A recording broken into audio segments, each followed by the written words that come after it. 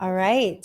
We are live with Dr. Scott Leune. Scott, how are you doing? I'm doing wonderful. Thank you. Well, you look really good. I know before we got on, I was just complimenting how much weight you've lost. Like you've gotten really fit. Yeah, 20% of my body's gone. It feels great. Dang. Well, whatever you've lost, I've found. I'm a stress eater. You know how some people will lose their appetite when they're stressed? Yeah, Yeah, I I like, do the opposite. yeah. Me Yeah. too. Me too. Well, right now we're going live in on the page. Do you see it at all? This may be a podcast, which is even better because then it's like less pressure.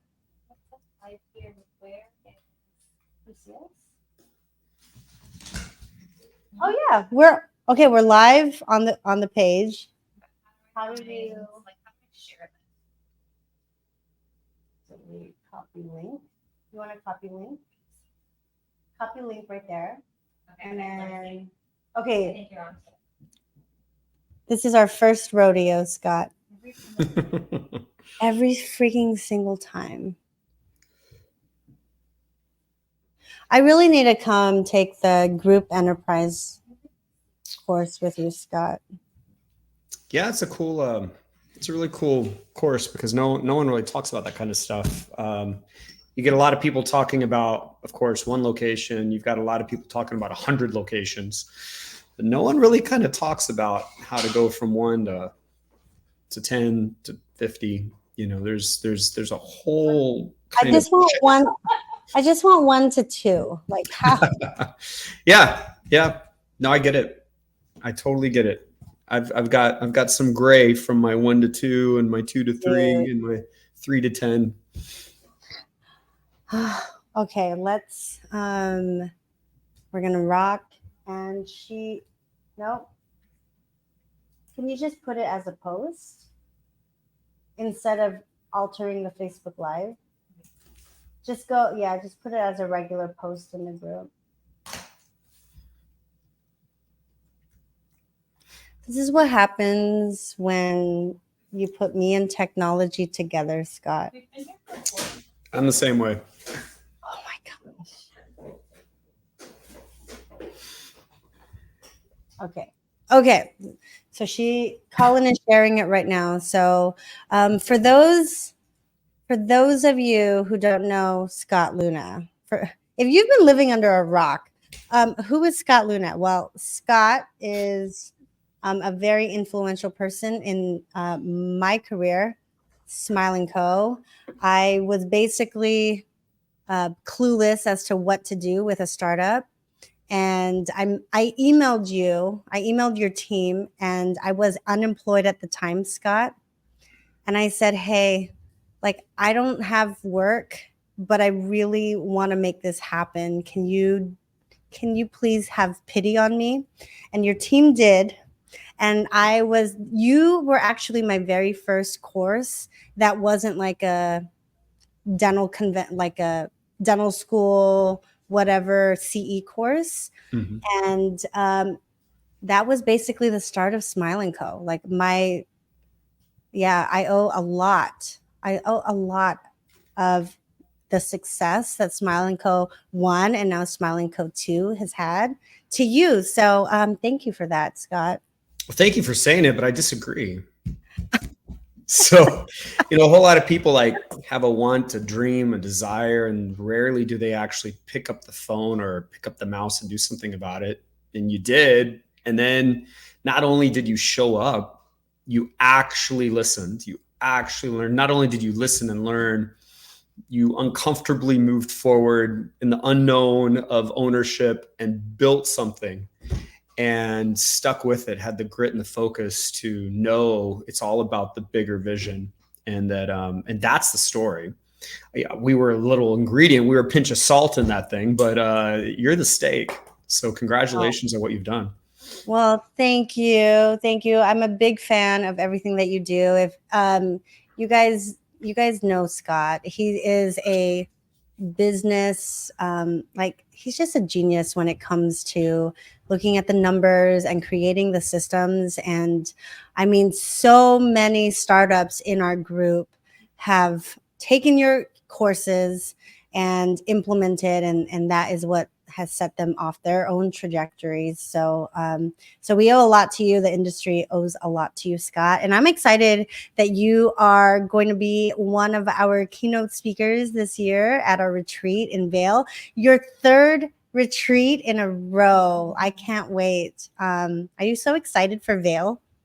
I'm very excited, and your retreat is something special compared to a typical, dental thing, because everyone's so connected, and you are able to like bring in really good speakers who get really raw and direct and open with people in this room, and everyone can reach out and ask them questions, and we're all having drinks together and food together, and it's just a much better way to spend a week and money to go learn things and change your career than it is to go to some typical convention. So, it's just a wonderful experience. Well, we're thrilled that you're joining us again, even if you're like, I mean, you were talking about your flight schedule. Like, how many flights do you have coming up? I've got like 15 events in 17 weeks. It's something insane. My wife doesn't know yet. She doesn't realize it yet. So we'll see what happens. But I'm glad I could squeeze in a trip to Vail to hang out with you guys. Yeah, no, we're super honored to have you back. And I want to announce this whole Scott Leune transition. Like, where do you want to start this story? And I'm going to be very respectful of what you want to talk about, what you don't want to talk about. And if you are watching this and you're just curious about the whole thing, just put your questions in, and then Scott can be.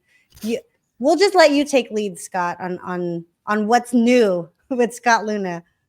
Okay, yeah. So I'm lecturing and I'm coaching people. I've done that my whole career, and I'm still doing it, but I'm doing it under the brand scottleune.com. I'm no longer affiliated with Dental Whale, with Breakaway. I am not part of Breakaway.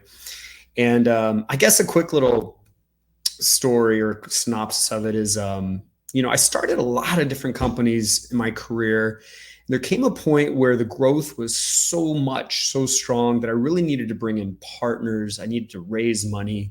And at some point, with my medical problems, my wife and I decided to sell a bunch of the companies that we had started. And so 6 or 7 years ago, I sold the companies we had, and I still owned a tiny piece, but the rest was owned by this group called Dental Whale, and they owned a bunch of companies. They're a very large, successful company.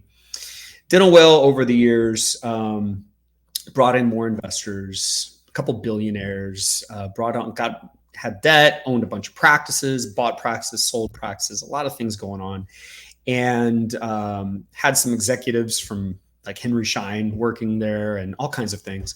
And there came a point where a couple of the board members said, we went out.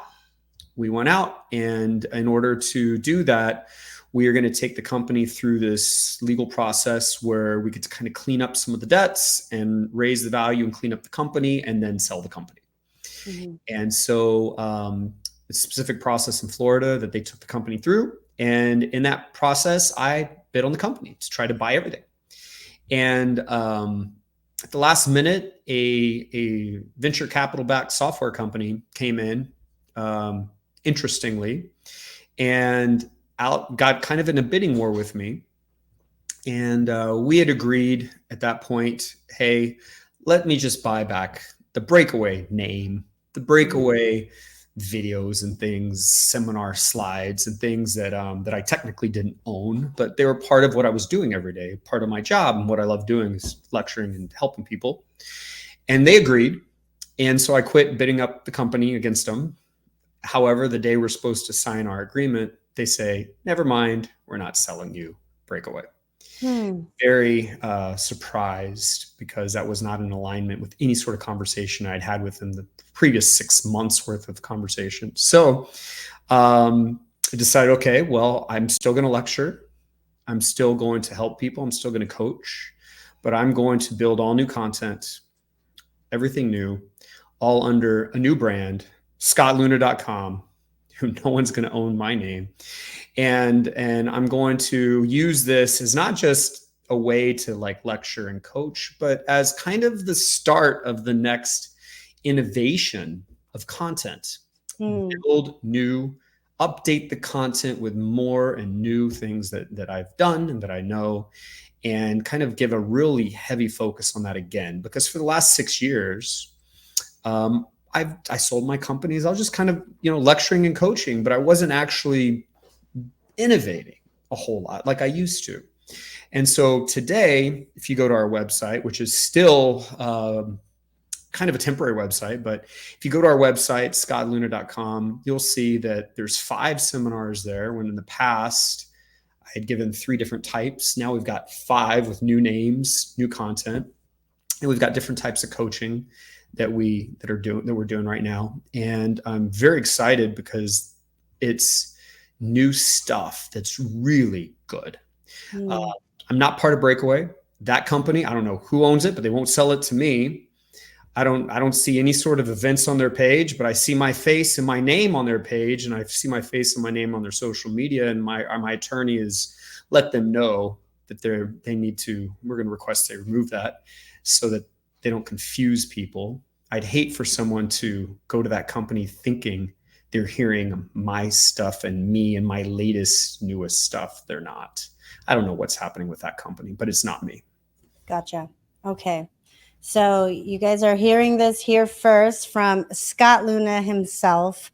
If you are, you said if they were already enrolled in a Breakaway course, you've already reached out to them, and it's still you. People were enrolled in past Breakaway courses, and even after Breakaway was sold, I was still asked to give another course to finish up those people that had registered. So I did. I agreed to do one Breakaway course where I didn't own the company, or Dental Whale didn't own the company anymore.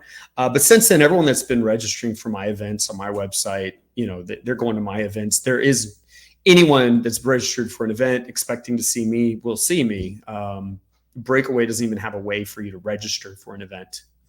So, and the Dental Whale companies, there are other Dental Whale companies. Some of those have been sold, changed. It's very interesting what they're doing. And it's very interesting to know who all owns what in dentistry. It's a lot of people might be surprised how when you think you've hired one company, there's actually other companies behind the scenes that might own pieces of that company. And that's the kind of situation I see a lot. Gotcha. Well, do you want to give like a synopsis of what course offerings you have? Yeah. So this is the startup group. So I've got a course called Startup and Design Mastery, which is really cool. It's all new stuff, new slides, new way to kind of present how to do a startup in today's age. And that is from the very beginning of trying to find a location to actually designing it and equipping it, opening it and running it. And the whole path leads you to $1 million take home pay. So that's where we kind of set our first benchmark. Can we get to $1 million take home pay by year 3? So this course is kind of telling all the details around the decisions that lead you right to that benchmark. And that benchmark throughout my career, including my own practices, has been hit over and over and over and over again. So it's something I'm very, very familiar with. That's our startup course. And for this group, that would be obviously the one that a lot of people might at some point want to look into taking. I've got a course on the practice management mastery. That is my kind of big practice management course, all new stuff. That is a 2-day course geared towards anyone that wants to own a practice, is about to own a practice, or already owns a practice. It's kind of the foundation of like the practice management innovation that I know and that I've done in my own practices and seen throughout my career.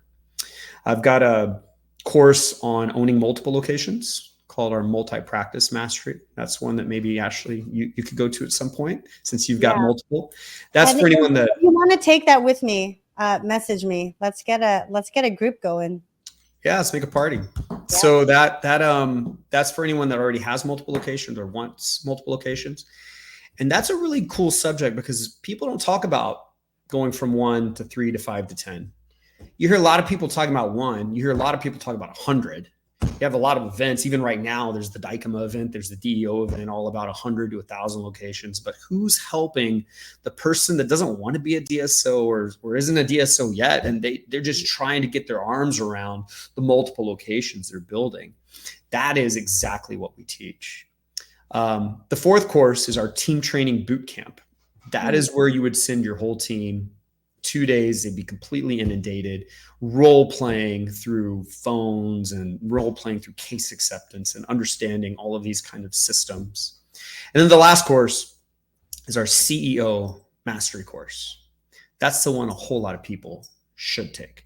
That's the one, if you've been to any of my courses throughout my career, this is the one you need to take, CEO mastery, where we kind of now look at ourselves and how can we elevate our actions so that we have accountability, so that we've got the strong culture, we've got good retention of employees, but we've also got the right strategy to maximize our profits, to make sure we're going down this kind of bigger path we want to go down. A whole lot of crumbling parts of the practice are connected to crumbling parts of the CEO. And most offices they don't have a CEO. They've got a dentist that's trying to do their best playing whack-a-mole. So that kind of fifth course is something that I think a lot of people should think about at some point taking. Whack-a-mole. I love that. I have Colin here.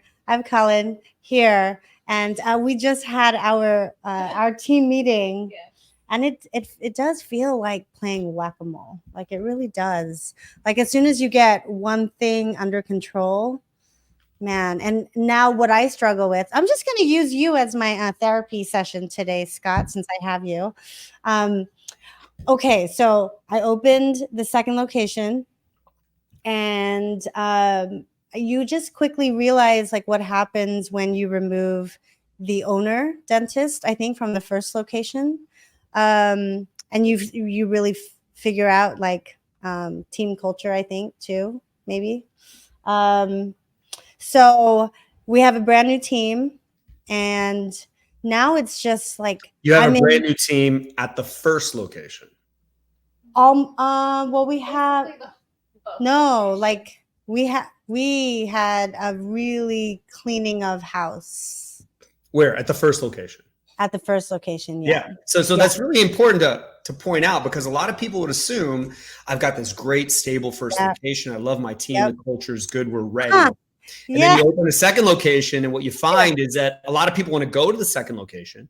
You leave the first, you were some of the glue that was holding it together. And then you start having problems with drama, with entitlement, with positioning, with politics, but also problems with the lack of accountability. So now they're not doing their job. Patient care can change. The doctor that's in that location could start misbehaving or start reacting negatively to these changes. And while you thought you were building a new location on the left, you look at the right, and you practically got a new team at the right, on the right practice as well. And that is very common. You have to proactively fight against that when you open that second location. Otherwise, that is the natural thing that can occur. I think you just described my entire last year. We opened almost a year ago, and everything that you just said is exactly what happened. Yeah. Yeah. So hindsight is 2020, but there's a lot of people that are going to be in your position. So some things that I'm not going to say prevent it, but some things that might spread the problems out or the challenges out over longer periods so that they're easier to manage, or maybe you'll go around some of those problems, is that when you open a new location, as much as possible, you want to mix the new people with the old people so that the new people get ingrained in the old culture. And the old people that have that culture and loyalty to you are helping build the new culture at the new location. Also, you want to spread the senior dentist, so that you have the ability to still impact both of those teams, but also react and make those decisions that you see it earlier when you're there.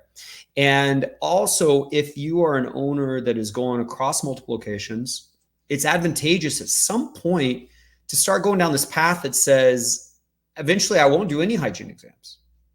Eventually, my job is to do two things. It's to have a lot of production per hour with my two hands, and it's to be the stability needed for my enterprise. And so what that might look like is that when you have two locations, you've got two different dentists or more, and you are going in a very minimal way and doing a whole lot of production because you're doing those highest dollar cases. Yeah. And in a very limited schedule. And this is where, if I were coaching someone one-on-one, I'd have them making $1 million take home pay off of location one first, ideally, or at least more take home pay that they ever need. And then when we add location two and even add location three, that million doesn't change, but what changes is their amount of time they practice clinically goes down. And it doesn't have to be that way permanently, but when you open that second or third location, like a brand new baby, you've got to coddle this thing to make sure it's going to be healthy. And that, unfortunately, when you're only one or two or three locations big, means you have to do it.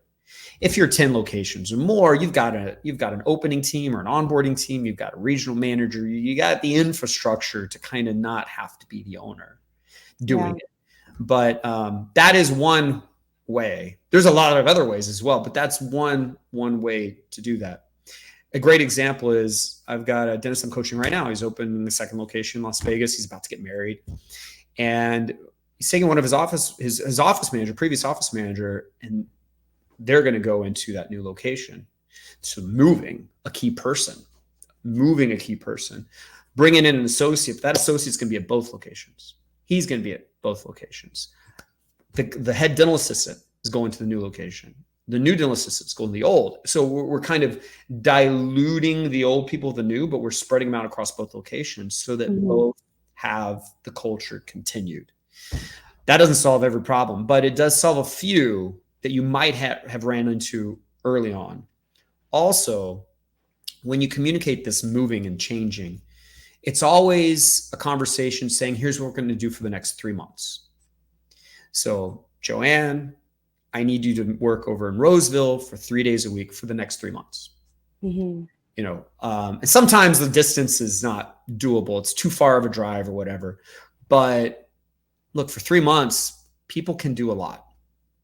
And the problem is when they feel like something got decided permanently on them and they feel like they were left out, right? Or not in control, or they lost. They didn't sign up for this. Like the change isn't like what they signed up for. That's when you get into some other drama. But if you can make everything like we're going to all meet, we're all going to talk about it, we're going to figure out the best way to do this. I, the CEO, am then going to make a decision, and we're going to do it for 3 months, and then we're going to talk about it again. That starts giving you patience from your team and buy-in to give yourself a chance to get this thing settled and healthy. Does that make sense? Yeah.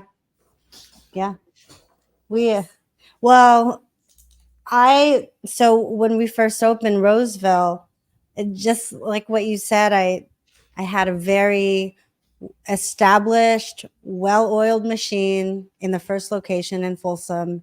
And my goal was to take like some key leaders. So I took Colin and Judy, my office manager, and I took one or two assistants with me.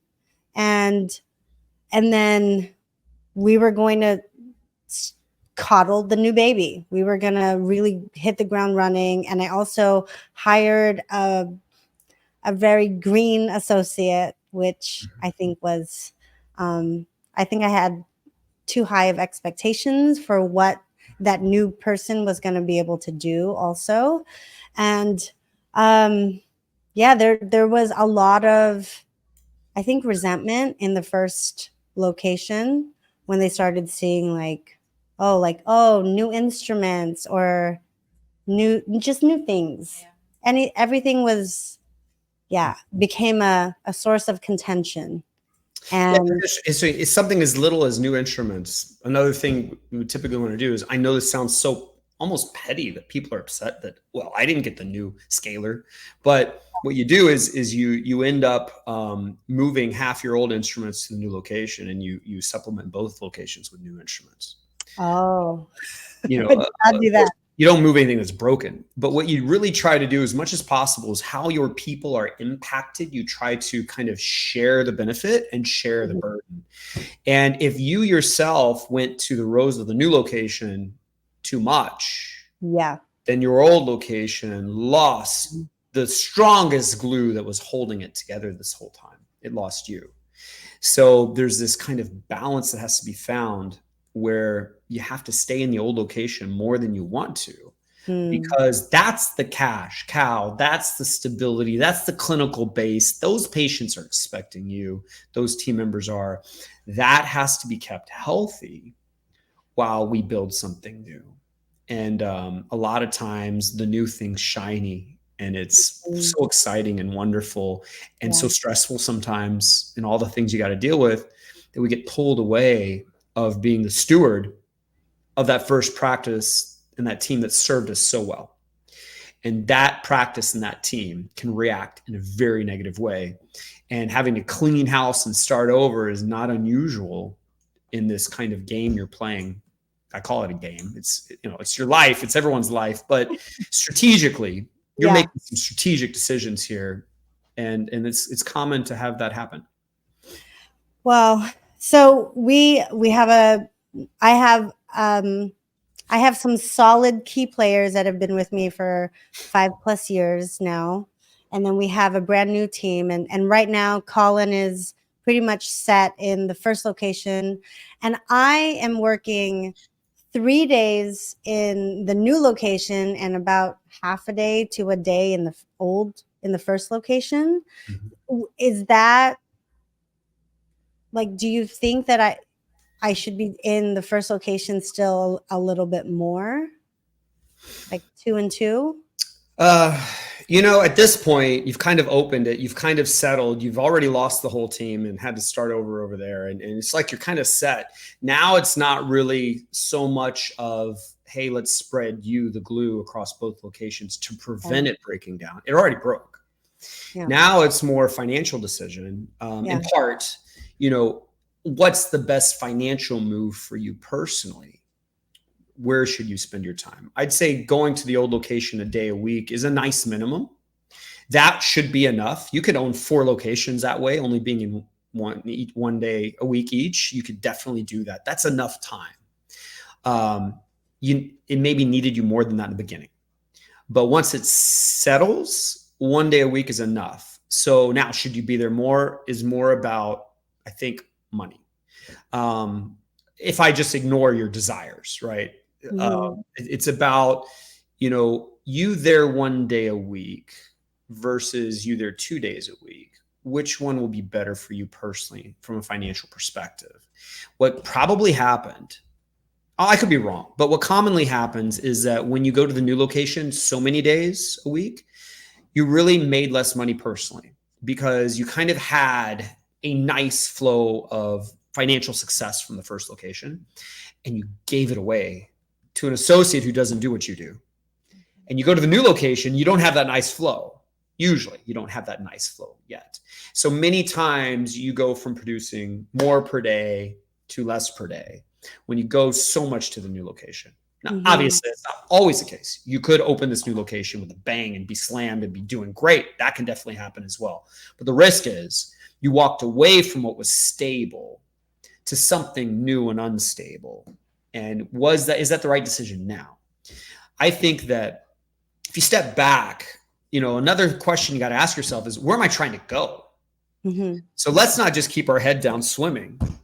We might not know we're heading the wrong way. Every now and then we got to stop and look up and say, are we really still going the right way?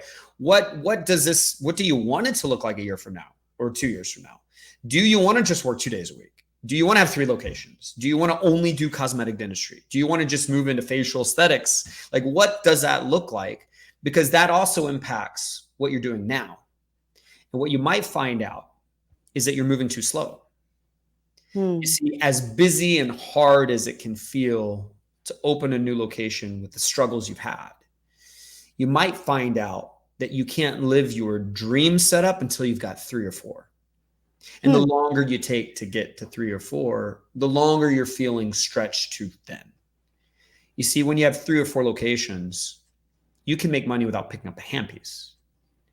So suddenly only working 1 or 2 or 3 days a week doing just what you want is an easy decision. When you only have 2 locations, you probably have to pick up that handpiece. Yeah. You have to. So now when there's crisis, you're pulled between the dental chair, the handpiece, and the crisis. If you had 3 or 4, you're not really pulled like that anymore.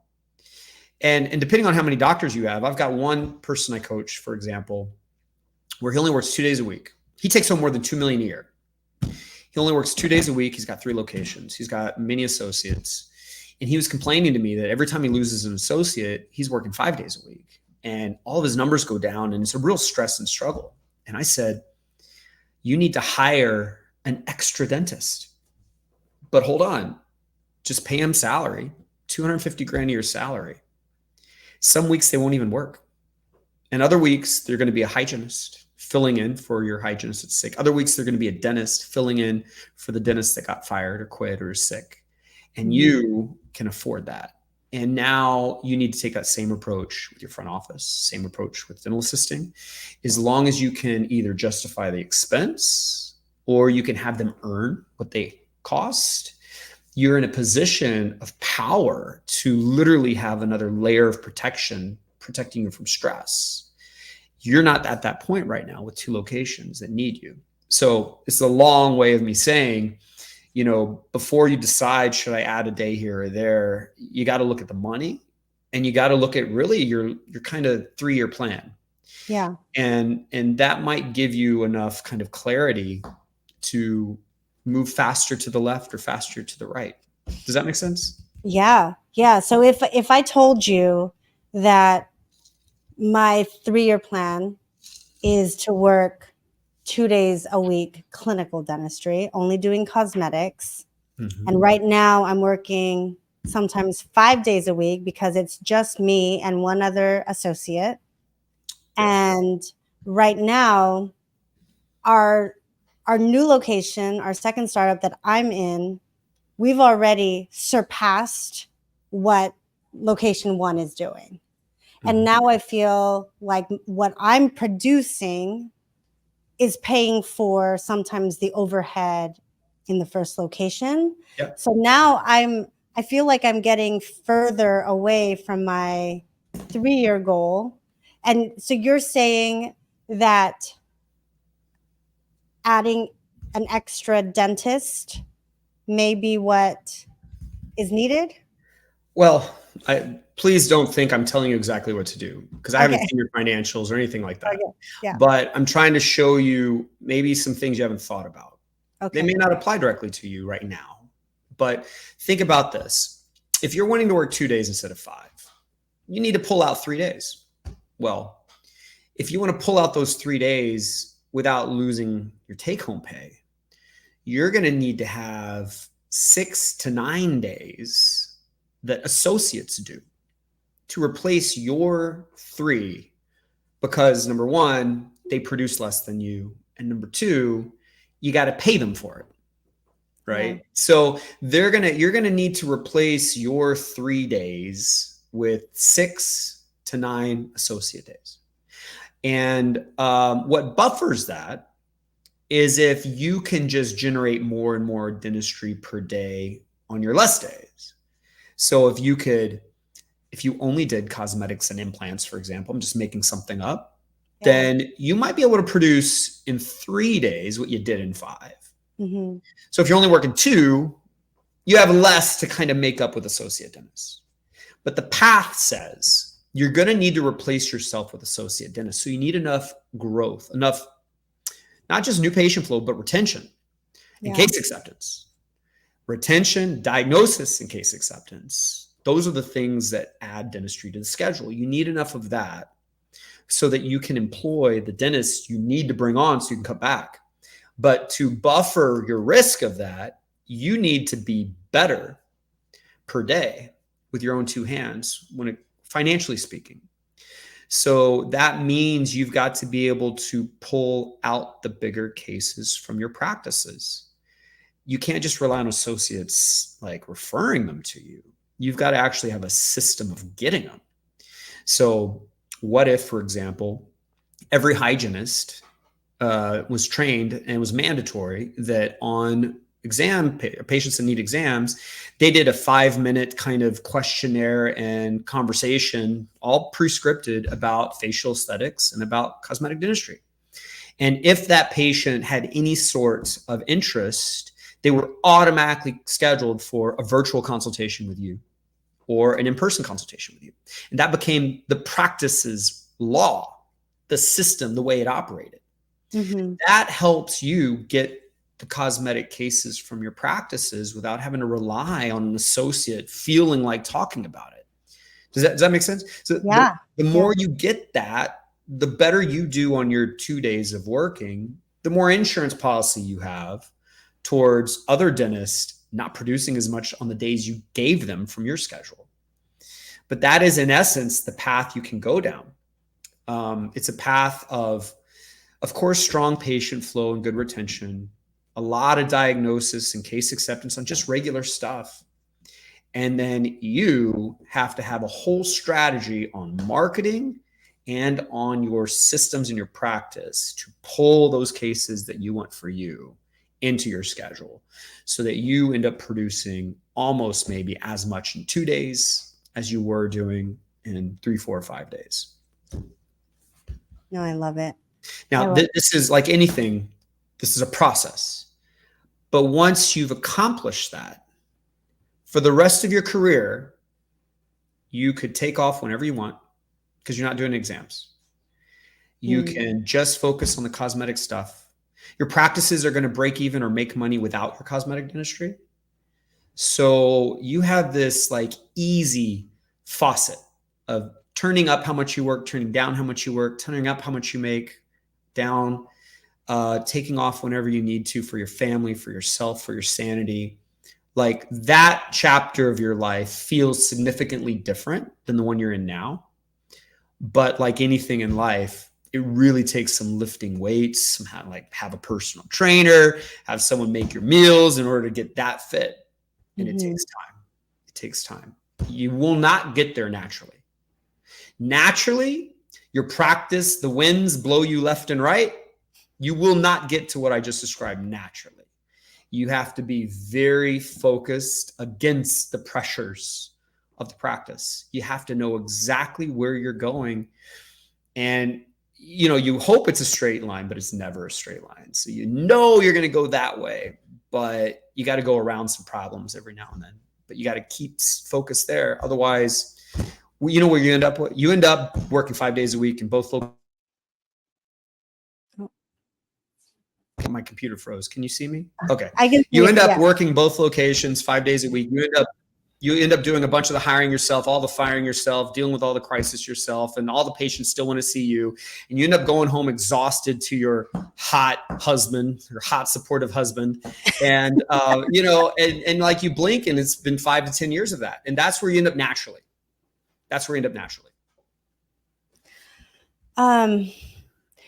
What are your thoughts on incentivizing hygienists to bring up those cases to you? I don't agree with it. Okay. So you don't need to incentivize people to do the job they're told to do. You start by just telling them and teaching them how to do the job with accountability. Incentives are really good more for full office alignment. So a full office bonus system, it's actually like smart and healthy bonus system is great to make sure that the hygienist does want your associate to have case acceptance, that the assistant does want a patient to talk to you about cosmetic dentistry. It aligns everyone together, a full office bonus plan. The only other incentive I would have specifically for hygienists around their own productivity. A lot of hygienists will kind of stretch when they need to stretch and lift some heavy weights when they need to lift them if there's a financial reason why they do it. If the patient's running behind and the hygiene schedule is running behind and then the patient needs sealants, a lot of hygienists will say, I don't have time and not do it. But the hygienists that are paid in part on their own productivity many times find a way to still do it. And that's what's best for the patient, best for the practice. So incentivizing hygienists on their productivity is something I believe in, and incentivizing the entire practice on a big, simple goal kind of aligns everyone. But kind of giving these kind of, every Invisalign case I do, you get this $100 for talking about it kind of thing crosses a line that I don't think needs to be crossed. I think you can get the same result you want by having the laws you need in your practice. This is how we operate. Every new patient, we take them through this 10-minute cosmetic conversation, and this is how it's done, and these are the people that have to do it. And when they say yes to any of this, we schedule this consultation, and that's the law. Okay. You work here, that's how we do it. You work anywhere else, there's other laws, how they run their company. This is how we run ours. And it's a positive law. It's not, negative, but you definitely don't need to feel like you got to bribe people to do their job. So in our area, hygienists are, they want 70 an hour. Yeah. And does it make sense? Because you had talked about paying an associate a salary, and some days they're going to be basically a hygienist, and some days they can produce dentistry. I meant that for that specific dentist that was taking home $2 million and hired an extra dentist. Gotcha. Okay. But where you're going with this, at 70 an hour, a lot of times instead of hiring a hygienist, you could just hire a dentist because the pay isn't that different. Right. And a dentist can do that hygiene. They will do the hygiene in less time typically and add the dentistry to it. And that's definitely a reality of what's happening in areas like where you're at. But if you were to hire a hygienist, they would need to do about $1,800 a day in adjusted production for you to feel really good about paying them 70 an hour. And of course, that is assuming they're following all the laws to help with case acceptance and everything else.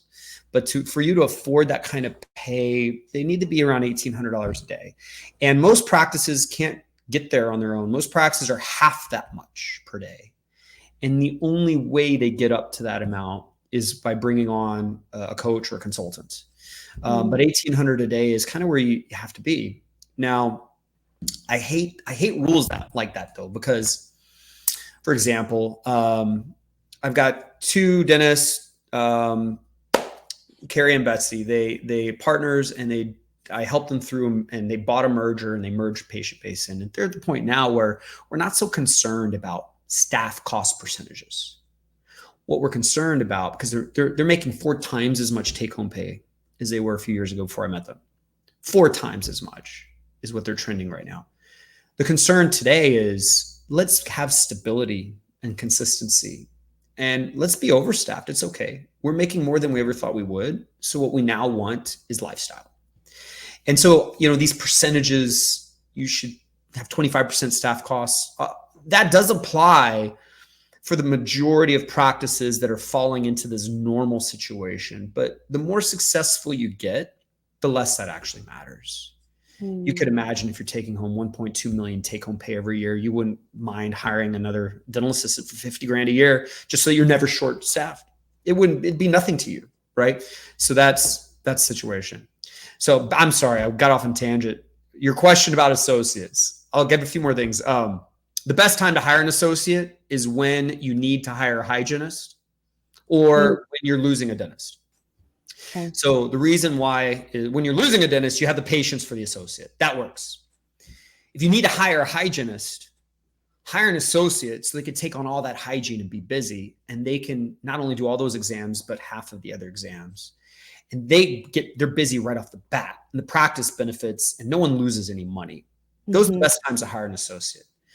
You hire a hygienist, even at $70 an hour, you hire a hygienist or the next associate, whenever that associate you just hired is booked out more than 2 weeks.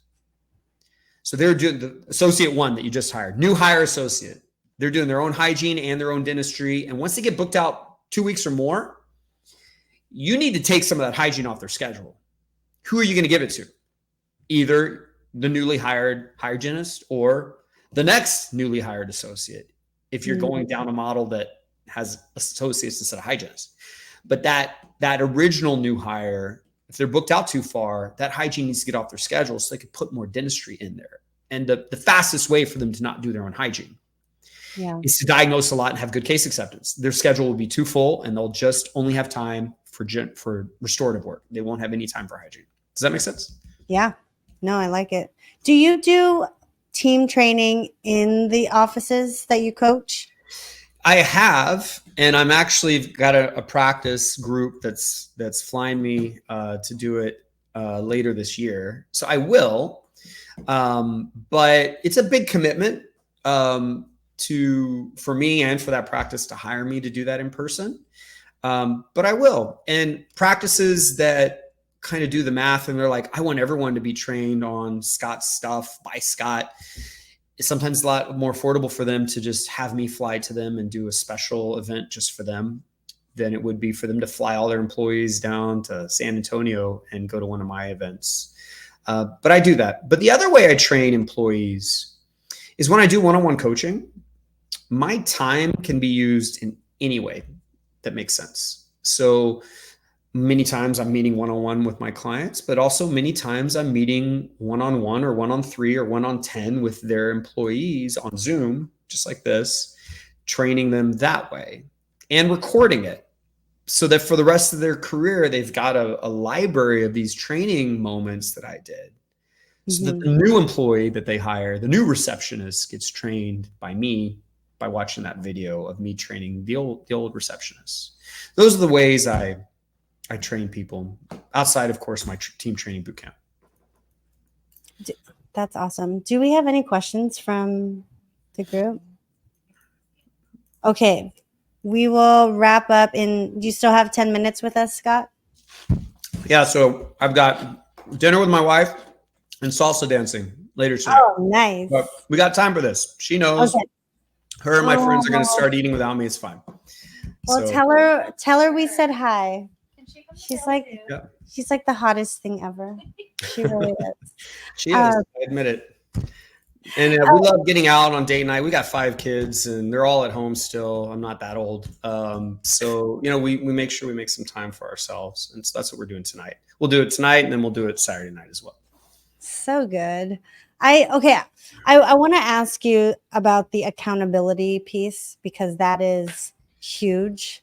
And how often, when you go from one office to 2 offices, what does that look like to make sure that both offices are still in sync? Like, are you having weekly meetings either with a Zoom call or like, how does that work?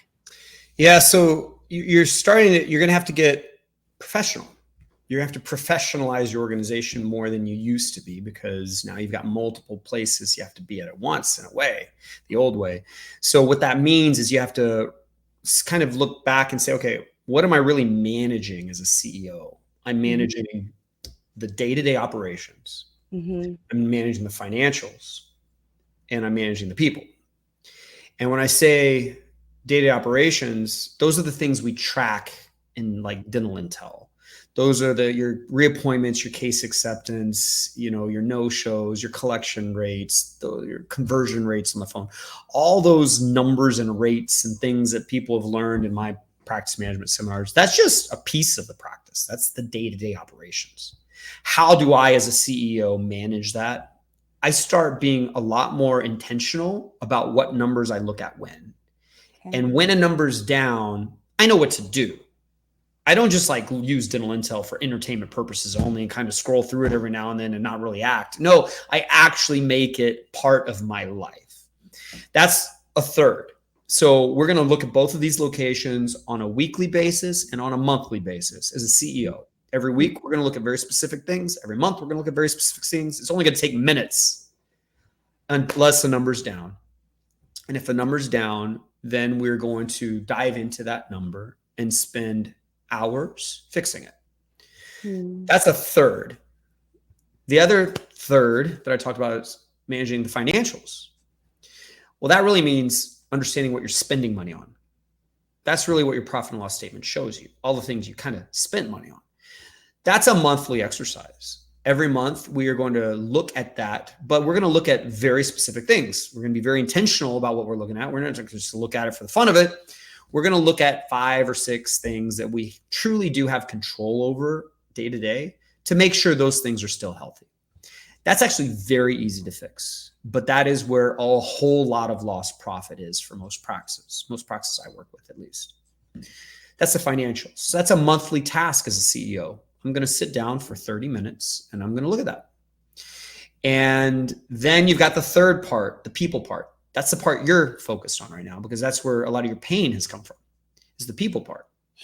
Well, what you might have been doing, what a lot of us do, we manage people by our innate personality, what that means, thanking them and saying hi to them and maybe, wishing them well on this or that and trying to be nice to them. And then we also manage people by addressing the problems they bring to us. And we might have a monthly meeting. We might have a quarterly go activity we do or kind of a social media moment. And that's our way of managing people. And that might work when it's enough, when there's less people and more of you doing that. But when there's more people and less of you, it's not enough. That's when you have to become professional about it. What does managing people mean? It starts with communication. It starts by purposefully scheduling moments where you're going to talk.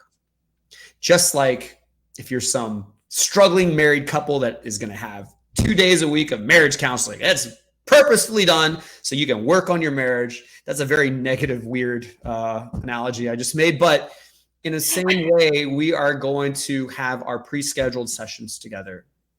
And they're not going to be open-ended bitch sessions. They are going to have a specific purpose.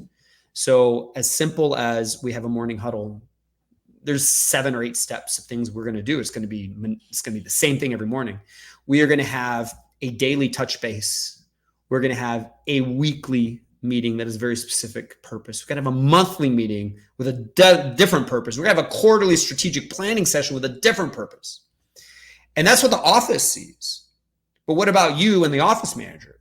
You're going to be on another cadence. And those meetings, for most people, are a waste of time. But they're never a waste of time for you.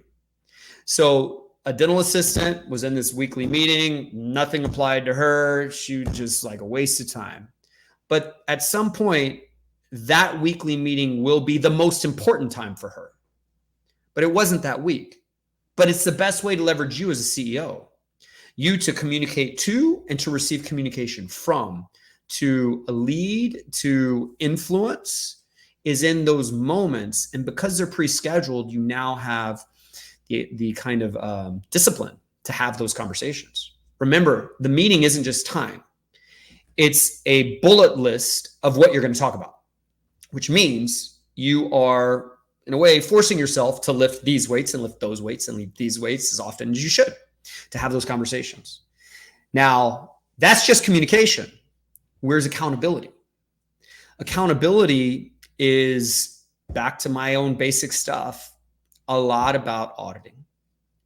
And auditing it's so interesting how auditing is so easy and fast, but it takes people years in their career to finally decide to do it. Typically, they have to be completely broken and hit rock bottom before they make the simple change of auditing. But all auditing is listing out the things that need to be checked and then checking them. And 9 times out of 10, when you check things, it's perfect. It's the 1 time out of 10 it's not perfect. That's the beautiful moment of accountability. It's not negative. It's just a moment for me to remind the treatment coordinator that we didn't make the 20 follow-up calls today that we're supposed to make, or to remind the receptionist that the restroom wasn't clean the way it was supposed to be clean this morning. And it's not about the restroom, and it's not about the phone calls. It's about the fact that they know that the test is being graded, so that they will make sure that they actually take it properly. And over time, there's hardly any problems you ever find. And it's the laziest way I know to run a company is with auditing. It only takes minutes, but the impact is significant.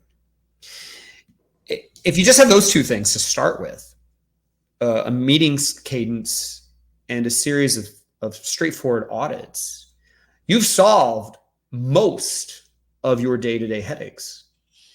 Of course, there's leadership, there's own personal communication, there's culture building, there's a lot of other things. There's just benefits and things like that for your employees that also matter with people. But the foundation is communication and accountability. Without communication and accountability, everything else kind of takes over and becomes dramatic. That is what's needed. The more people you have and the less of you have to give. Yeah. And you think it's hard at 2 locations. 3 is the breaking point for a lot of people. When you have a 3rd location, a lot of people really struggle with this. Well, that was an hour of power with Dr. Scott Leune.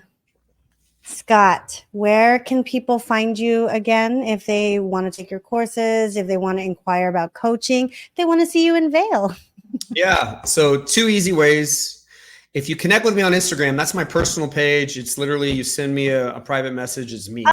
Who invited you to Instagram? Let's just put it out there. When did you join Instagram, Scott? Yes. I owe it all to you, Ashley. I owe it all to you. So, so my Instagram is Dr. Scott Leune. So Dr.Scott. And then my last name's spelled really weird. Leune. And then the website where you can kind of look at the events I give and the coaching and things like that is my name, scottleune.com. So Scott, Leune.com.